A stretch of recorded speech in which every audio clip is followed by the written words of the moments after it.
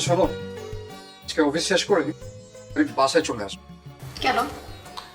ভাবছি আজকে আমাদের অফিস শেষ করার পর আমরা ঘুরবো ফিরবো, সিনেমা দেখবো এবং রাতে ডিনার করে বাসায় ফিরবো।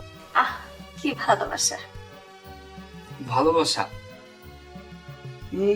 ভালোবাসা তো থাকবেই, জানো না, বউ ঠান্ডা তো দুনিয়া ঠান্ডা। তার মানে কি বউকে ঠান্ডা করার জন্য তুমি ঘুরতে নিয়ে যাবে? ভালোবাসা নেই? লোক কি শোনা, ভালোবাসা তো আছে। ভালোবাসা যদি না থাকতো তাহলে কি এত বছর সংসার করতে পারতাম? তুমি তো জানো তোমাকে আমি অনেক ভালোবাসি। অফিস লেট হয়ে যাচ্ছে।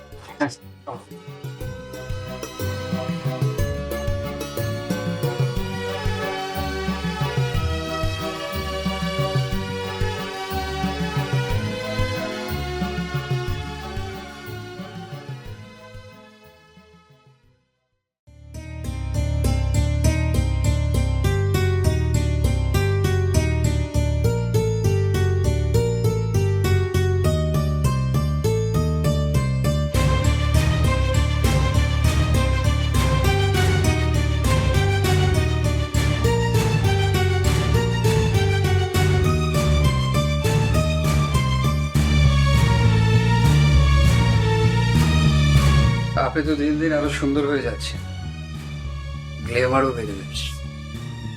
কি খান বলেন তো?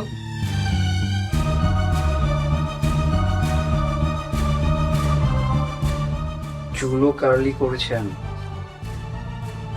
এইটা কি?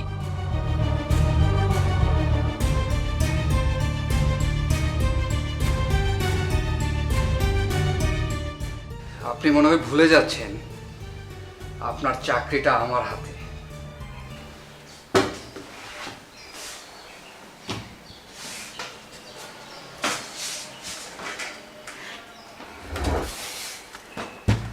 চলে যান।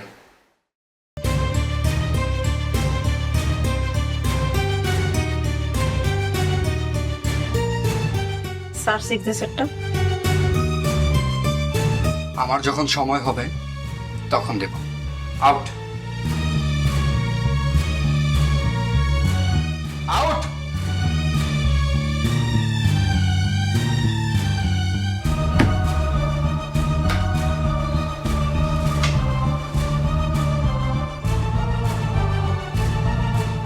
স্যার আসবো? হ্যাঁ রে অর্পিতা, আসো আসো। স্যার ফাইল দিন।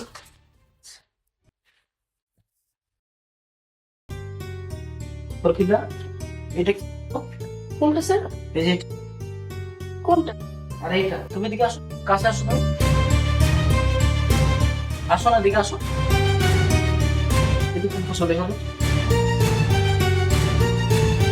আরে এটা কি করছো দেখো। তোমাকে কিভাবে বসে আনতে হবে আর জানা আছে। অর্পিতা, তোমাকে সাহায্য করার প্রথম দোষ এটা।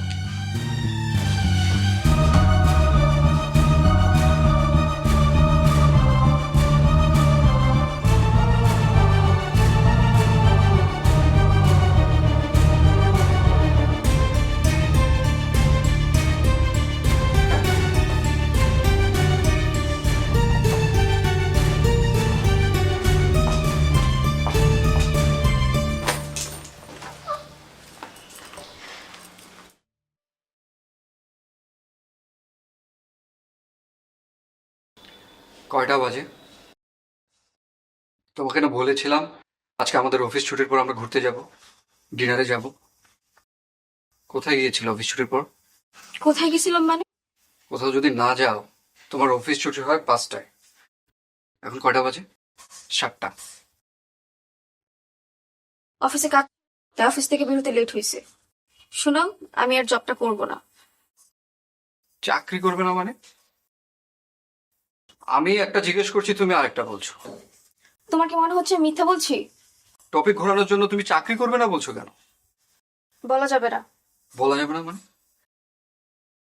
আমাকে বলা না গেলে কাকে বলা যাবে? প্লিজ চুপ থাকো না।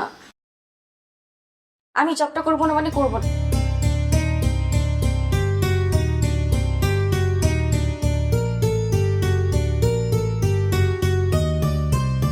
হয়েছে বলো তো? সিরিয়াস কিছু? বলতে পারবো না। বলতে পারবা না মানে?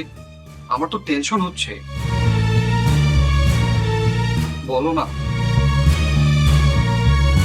আমি যদি জবটা না করি কোনো প্রবলেম আছে তোমার? আমরা জবটা করতে ইচ্ছা করতেছি না। তুমি জব না করলে আমার কোনো প্রবলেম হবে না, কিন্তু তুমি জবটা কেন করবে না সেটা তো বলো। আমরা বলতে পারবো না। দেখি আসলে কি হয়েছে বলো তো? অনুরোধ করো না, আমি বলতে পারবো না।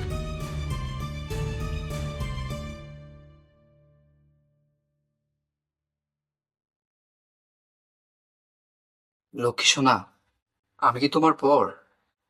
তুমি আমাকে সবকিছু নির্দ্বিধায় বলতে পারো। বলো। আমাদের ম্যানেজার তোমাদের ম্যানেজার? বলো।